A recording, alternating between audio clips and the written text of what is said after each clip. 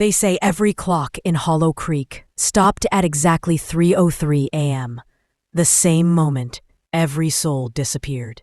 And tonight, the fog that took them is coming back. Hollow Creek was the kind of town that time forgot. A small dot on the map between mountain ridges, wrapped in pine forests and mist. The sign on the highway barely stood anymore.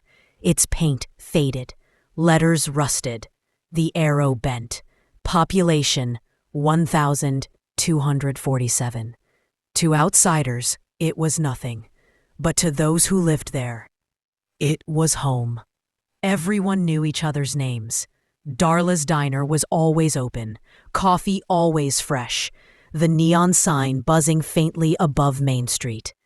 Sheriff Moore walked the same patrol every morning, tipping his hat to shopkeepers. Kids raced their bikes down cracked sidewalks. Sundays, the church bell rang, its echoes rolling across the valley. It was peaceful, ordinary, forgettable, until the night it wasn't. On November 12, 1998, Hollow Creek ceased to exist. When state police arrived the next morning, they expected a quiet town. Instead, they found something else. Cars sat abandoned in the middle of intersections, engines still running. A school bus, headlights on, idled at a stop sign with its doors open. Dinner plates on tables, food still warm. Radios buzzed static. Televisions played silent snow. But no people, not a single soul in the entire town. Even stranger, every single clock, wristwatches, alarm clocks, church bells, had stopped at exactly 3:03 a.m. The case went nowhere. The government sealed the files. Officials blamed toxic gas leaks or mass evacuation. But the people who worked that scene never forgot. Some turned to drinking. Others never spoke of it again. Hollow Creek became a ghost story, a warning whispered by truckers on night drives. But 20 years later, someone deck. Ethan Clark wasn't a believer in ghost stories. He was a journalist, a man who lived on facts.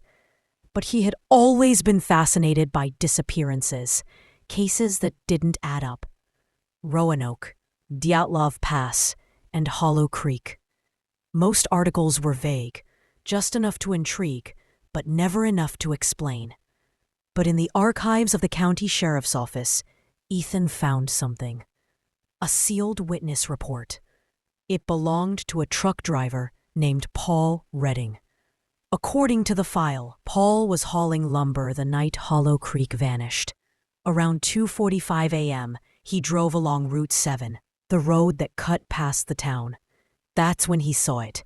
The fog. Thick. Black. Not white or gray like morning mist, but black, like smoke, like ink spilled across the road. It rolled down from the mountains, spreading unnaturally fast. Paul slowed as he entered Hollow Creek. The town looked wrong, silent, too still. Then he saw them. Dozens of people standing in the street. Men, women, children, all of them motionless. Heads tilted back, eyes fixed on the sky. Paul honked. No one moved. And then he swore on his life. They began to fade, their skin blurred, their shapes breaking apart, dissolving like ash caught in the wind. One by one, they melted into the fog until the street was empty. Paul wrote that he heard whispers, not English, not any language he knew. Words that seemed to crawl into his ears, twisting in his brain. He said it felt like the fog wasn't just surrounding the town, it was feeding. He drove away in a panic, but he never recovered. A week later, Paul was found hanging in his garage. Pinned to his shirt was a note with 4 words: "The fog is coming." The police buried the report, called it unreliable, but Ethan couldn't ignore it. He needed answers. Ethan drove to Hollow Creek. What remained of the town was barely recognizable. Roofs had collapsed, streets cracked by tree roots, vines crawling over rusted cars. Nature had taken everything back. But the silence was wrong. Too absolute. No birds, no insects, no wind in the trees. Just a heavy, pressing quiet that made his chest tighten. Inside the church, its roof half-caved, he found something buried beneath the altar. A leather-bound book. Damp, blackened, smelling faintly of rot. He flipped it open. Inside were lists of names. Hundreds of names. Town after town, each neatly crossed out. Some he recognized. Towns that had boned down, drowned, or simply faded into rumor. Others he had never heard of. At the bottom of the final page, every resident of Hollow Creek was written out. 1,247 names. And beneath them, in dark red ink that smelled unmistakably of iron. One town every 20 years. The fog feeds. Ethan froze, because on the very last line, written in fresh crimson, was his own name. That night, Ethan checked into a motel 10 miles from Hollow Creek. He tried to laugh it off. "Prank," he muttered. "Local legend, nothing more." But as the clock ticked past midnight, he couldn't focus. His laptop screen glowed, his notes half-written. The room grew cold, too cold. His breath misted. At 3:03 a.m., the lights flickered. The TV turned on by itself, static filling the screen. Ethan pulled back the curtain, and there it was, the fog, rolling down the street.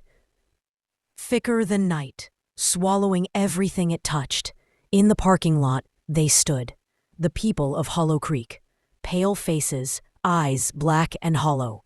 Men, women, children, all staring up at his window. The whispers began again, low, guttural, crawling into his skull. His laptop cracked. His camera lens shattered. He tried to scream, but his voice was swallowed by the hum. The fog reached the door. When the motel manager checked the room in the morning, Ethan was gone. His clothes, wallet, and bag remained. His laptop still hummed with static. On the desk lay a single torn page from the black book. It read, "The fog was coming back. One town every 20 years. That night, in a city 200 miles away, people reported strange mist crawling through the streets. Pets barked and hissed. Lights flickered. Phones went dead. By morning, the city was empty. Another name crossed out. Another page turned. The fog was feeding again.